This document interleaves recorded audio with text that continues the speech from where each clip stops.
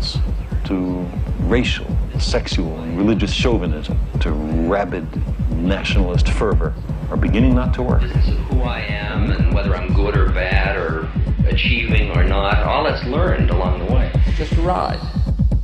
And we can change it anytime we want. It's only a choice. No effort, no work, no job, no savings of money. I realized that I had the game wrong. That the game was to find out what I already was.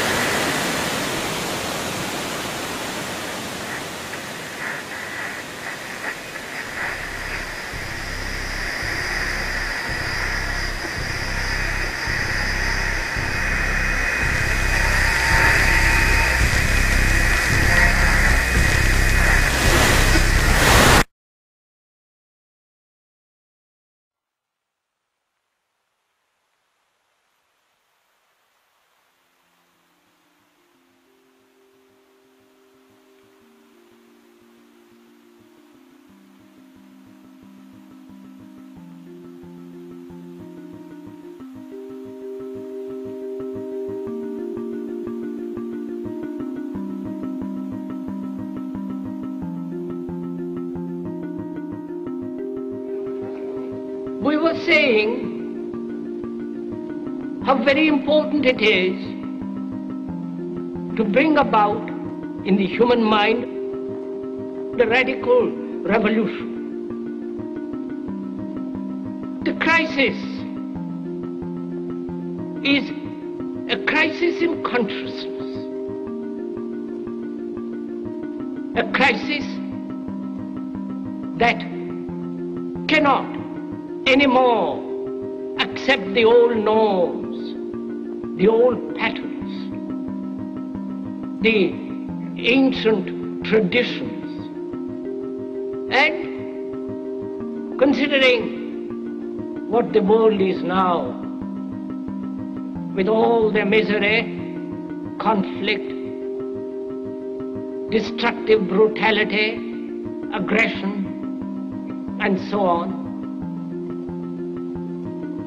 man is still as he was. He's still brutal, violent, aggressive, acquisitive, competitive, and he has built a society along these lines.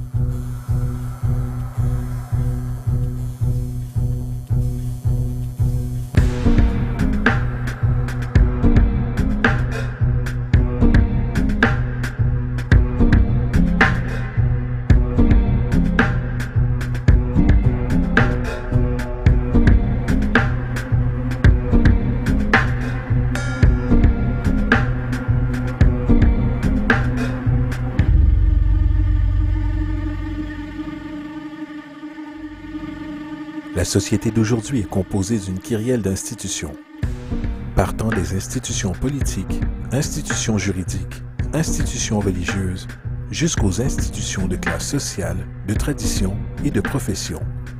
Il est clair de l'influence profonde que ces institutions traditionnalistes ont eue sur l'élaboration de nos compréhensions et perspectives. Pourtant, de toutes les institutions sociales dans lesquelles nous sommes nés, dirigées par et conditionnées pour, il semble n'y avoir aucun autre système pris pour acquis et incompris tel que le système monétaire. Prenant presque des proportions religieuses, l'institution monétaire établie existe comme une des formes les plus indiscutables de foi qui soit. Comment l'argent est créé, les politiques par lesquelles elle est gouvernée et comment il affecte réellement la société ne semblent pas intéresser la grande majorité de la population.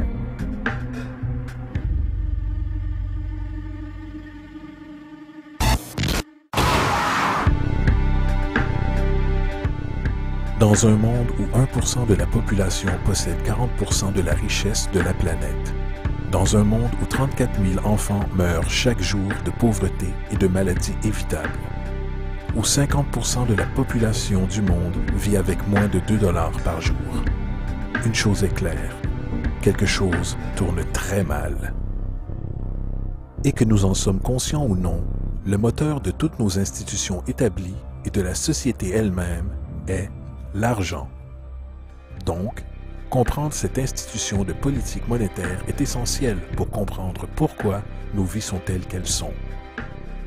Malheureusement, l'économie est souvent perçue avec confusion et ennui. Les flux ininterrompus du jargon financier secondé de mathématiques dissuadent rapidement les gens de tenter de la comprendre. Pourtant, le fait est que la complexité associée au système financier n'est qu'un simple masque conçu pour dissimuler une des structures les plus socialement paralysantes que l'humanité ait jamais subies.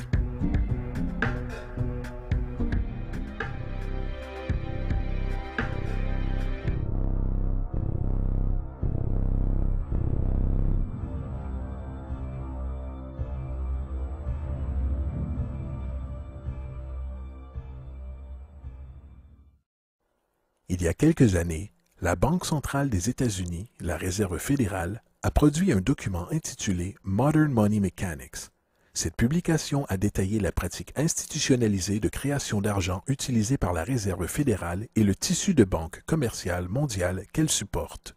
Sur la page de garde, le document déclare son objectif. Le but de ce livret est de décrire le processus fondamental de création d'argent dans un système bancaire de réserve fractionnaire. Il procède alors à la description de ce processus de réserve fractionnaire par l'intermédiaire de différentes terminologies bancaires. Une traduction qui donne quelque chose comme suit. Le gouvernement des États-Unis décide qu'il a besoin d'argent, donc il appelle la Réserve fédérale et demande, disons, 10 milliards de dollars. La Fed répond, certainement, nous vous achetons pour 10 milliards de dollars en obligations d'État. Donc, le gouvernement prend quelques morceaux de papier, il y dessine quelques motifs officiels et les appelle bons du Trésor. Il les évalue à 10 milliards de dollars et les envoie à la Fed. À leur tour, les gens de la Fed déploient un tas tout aussi impressionnant de morceaux de papier. Seulement, cette fois, ils sont appelés billets de la Réserve fédérale représentant également une valeur de 10 milliards de dollars. La Fed échange alors ces billets contre les obligations. Une fois cet échange complété, le gouvernement prend les 10 milliards en billets de banque et les dépose dans un compte bancaire. Et de ce dépôt, les billets deviennent officiellement de l'argent légal, ajoutant 10 milliards au stock en devises américaines. Et voilà, 10 milliards de dollars tout neufs ont été créés.